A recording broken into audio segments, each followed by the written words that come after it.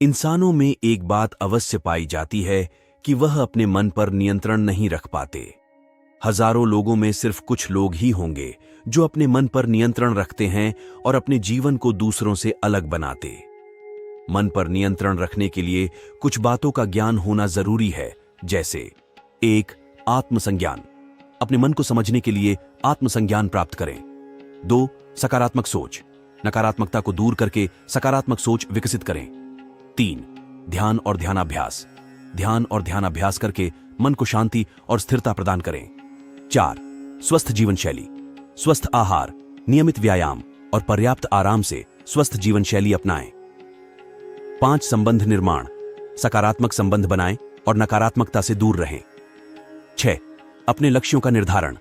स्पष्ट लक्ष्यों को निर्धारित करें और उन्हें प्राप्त करने के लिए कदम उठाएं। 7. संतुष्टि। विचारों को संतुष्टि और संतोष के साथ स्वीकार करें। 8. प्रतिस्पर्धा के साथ स्थितिगत विकास। स्थितिगत विकास के लिए प्रतिस्पर्धा करें, लेकिन उत्तरदायित्वपूर्ण रूप से। 9. संवेदनशीलता।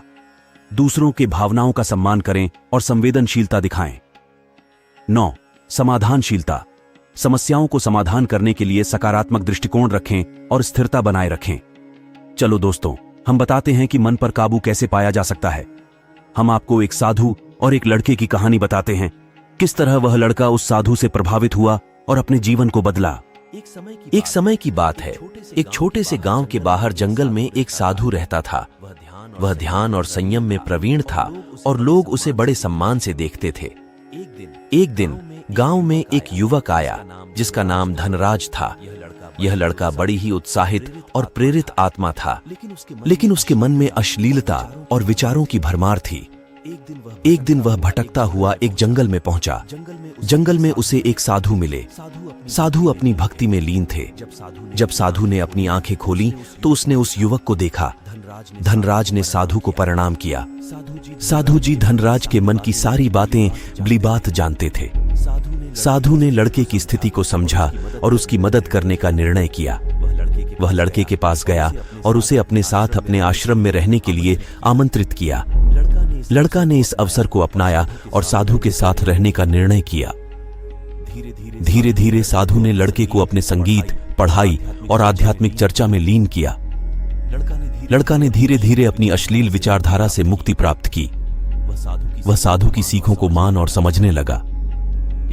एक दिन लड़का ने साधु से पूछा, गुरुजी, मैंने अपने मन को अश्लीलता से दूर किया है, लेकिन अब मुझे यहाँ से क्या करना चाहिए?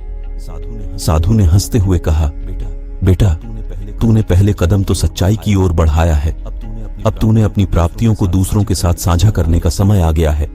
तू अपने जीवन में दया, सेवा और प्रेम को बढ़ावा दे। लड़का ने साधु के उपदेश का पालन किया और उसने गांव के लोगों की मदद करने का कार्य शुरू किया।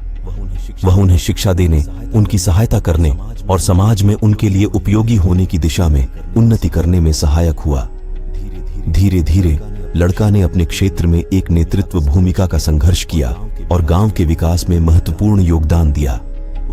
उसके प्रयासों ने गांव को एक नई दिशा दी और उसे समृद्धि की ओर अग्रसर किया। इस तरह धनराज एक तेजस्वी इंसान बन गया। इस कहानी से हमें यह सीखने को मिलता है कि अश्लीलता से दूर रहने का अर्थ सिर्फ अपने मन को विचारों से ही नहीं, बल्कि कृतित्व से भी मुक्त करना है।